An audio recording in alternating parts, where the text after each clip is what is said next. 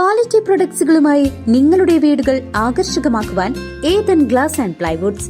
Interior രംഗത്ത് ഉറപ്പിന്റെ കഥ പറയും ഡെൻവുഡിന്റെ ഓതറൈസ്ഡ് ഡീലറായ ഏതനിൽ glass, plywoods, lock and hardware ഐറ്റംസുകളുടെ കമനീയ ശേഖരവുമായി വിശ്വസ്തയോടെ ഉറപ്പിന്റെ പര്യായമായി മേപ്പാടം മെളനാട് റോഡിൽ പ്രവർത്തിക്കുന്ന ഏതൻ ഗ്ലാസ് ആൻഡ് പ്ലൈവുഡ്സ്.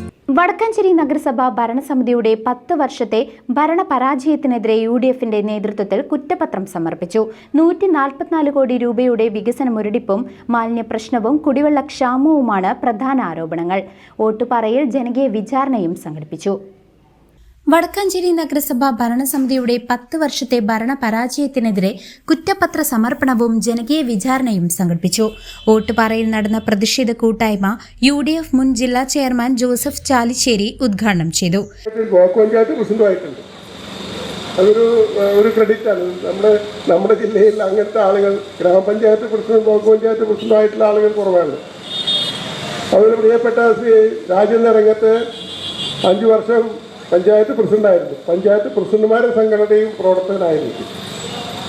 തദ്ദേശ സ്വയംഭരണ സ്ഥാപനങ്ങളെ കുറിച്ചുള്ള ആഴത്തിൽ ഞാനൊരു ജില്ലാ പഞ്ചായത്ത് മെമ്പറായിരുന്നു.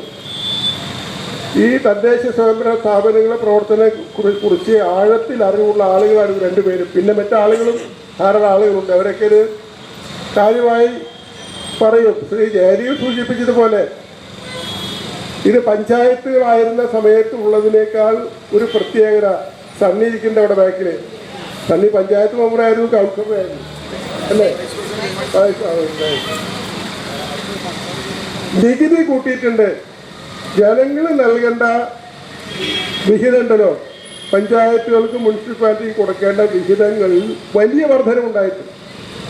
മുനിസിപ്പാലിറ്റി ആയപ്പോൾ നികുതി ഇനത്തിൽ വലിയ വർധനവുണ്ടായിട്ടുണ്ട്. നമ്മൾ കൊടുക്കേണ്ട, സാധാരണ പൗരന്മാർ കൊടുക്കേണ്ടതിനൊക്കെ വലിയ വർധനവുണ്ടാവുകയും നഗരസഭയിലെ ഭരണസ്തംഭനവും വികസന മുരടിപ്പും തുറന്നുകാട്ടിയാണ് നഗരസഭാ പ്രതിപക്ഷ നേതാവ് SAA ആസാദ് കുറ്റപത്രം സമർപ്പിച്ചത്.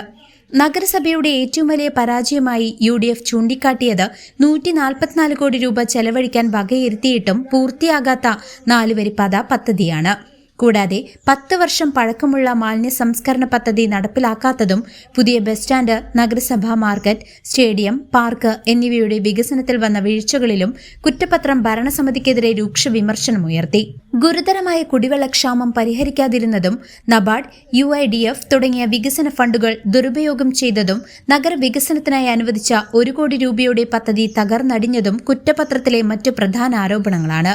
Vadakkanchery block Congress president PG Jayadeep അധ്യക്ഷത വഹിച്ച ചടങ്ങിൽ KPCC member KK Kochumuhammed, KPCC secretary Rajendran Arangath, DCC general സെക്രട്ടറിമാരായ NR സതീശൻ, ഷാഹിദ റഹ്മാൻ, യൂത്ത് കോൺഗ്രസ് മുൻ ദേശീയ secretary PN Vaishakh, UDF chairman NA Sabu ഉൾപ്പെടെയുള്ള പ്രമുഖ നേതാക്കൾ സംസാരിച്ചു. ജനകീയ വിചാരണയിലൂടെ ഭരണസമിതിയുടെ പരാജയം ജനങ്ങളുടെ മുന്നിൽ തുറന്നുകാട്ടിയെന്നും പ്രതിഷേധം ശക്തമാക്കുമെന്നും നേതാക്കൾ മുന്നറിയിപ്പ് നൽകി. News desk CCV.